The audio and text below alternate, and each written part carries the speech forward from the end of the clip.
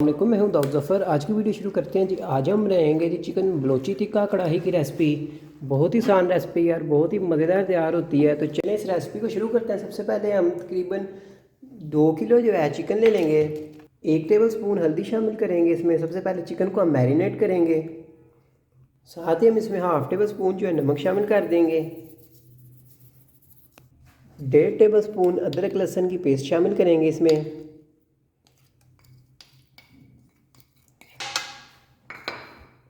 تقریباً 2 table spoon جو ہے اس میں لیمن کا جوس شامل کر دیں گے۔ آپ سرکہ بھی لے سکتے ہیں اگر آپ کے پاس لیموں کا رس نہیں ہے تو۔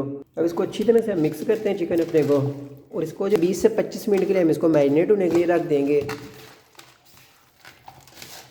چکن جو ہے ہمارا اچھی طرح سے مکس ہو چکا ہے۔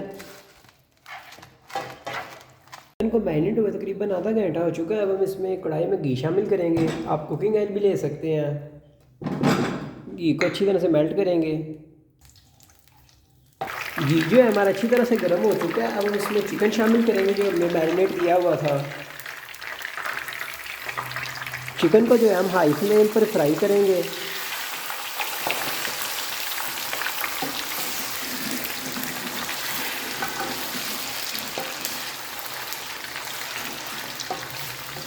تقریباً 10 سے 15 منٹ ہم اس کو ہائی فلیم پر ہی فرائی کریں گے چکن اپنے کو۔ چکن جو ہے ہمارا تقریباً ہو چکا ہے، چکن ہمارا 30% اگر تقریباً اب اس کو اور ہم فرائی کریں گے تقریباً 2 سے 3 منٹ کے قریب۔ ماشاءاللہ سے چکن جو ہے ہمارا اچھی طرح سے فرائی ہو چکا ہے۔ اب ہم چکن کو باہر نکال لیں گے ایک برتن میں۔ چکن کو جو ہے ہم نے باہر نکال لیا، چکن اچھی طرح سے فرائی ہو چکا ہے۔ اب ہم اس کا مسالہ ریڈی کرتے ہیں۔ سب سے پہلے ہم 1 ٹیبل سپون جو ہے دھنیا کا پاؤڈر شامل کریں گے۔ 1 ٹیبل سپون جو ہے زیرہ پاؤڈر شامل کریں گے۔ ½ ٹی سپون جو ہے کالی مرچ کا پاؤڈر شامل کریں گے۔ 1 ٹیبل سپون چاٹ مسالہ شامل کرتے ہیں۔ 2 ٹیبل سپون جو ہے ہم اس میں کڑھائی مسالہ شامل کرتے ہیں، آپ کسی بھی برانڈ کا لے سکتے ہیں۔ ½ ٹیبل سپون جو ہے ہم اس میں لال مرچ کا پاؤڈر شامل کریں گے، اور ½ ٹی سپون جو ہے اس میں نمک شامل کریں گے۔ نمک جو ہے ہم نے زیادہ نہیں اس میں استعمال کرنا، چکن کو میرینیٹ کرتے وقت بھی نمک ڈالا تو اس حساب سے ہم نمک ڈالیں گے۔ اب اس کو مکس کرتے ہیں اچھی طرح سے۔ جس گھی میں ہم نے چکن کو فرائی کیا اسی گھی میں ہم 1 ٹیبل سپون جو ہے ادرک لہسن کی پیسٹ شامل کریں گے، اور اس کو جو ہے ہم اچھی طرح سے بھون لیں گے۔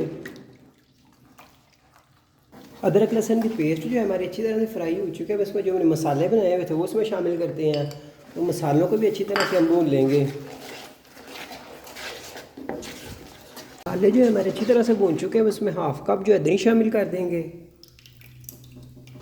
اس کو بھی اچھی طرح سے مکس کرتے ہیں۔ اس کو تب تک ہم نے بھوننا ہے جب تک گھی جو ہے اوپر نہیں آ جاتا ہماری مسالوں سے۔ فلیم نیچے ہمیں لو ہی رہنے دینی ہے۔ گھی جو ہے ہمارا اچھی طرح سے اوپر آ چکا ہے مسالے کے۔ اب اس کو تقریباً 1 سے 2 منٹ ہم اس کی مسالے کی اور بنائی کر لیں گے۔ اس کے بعد ہم اس میں اپنا فرائی ہوا چکن شامل کریں گے۔ اس میں ہم اپنا چکن شامل کریں گے جو ہم نے فرائی کیا ہوا ہے۔ اس کو اچھی طرح سے مکس کرتے ہیں۔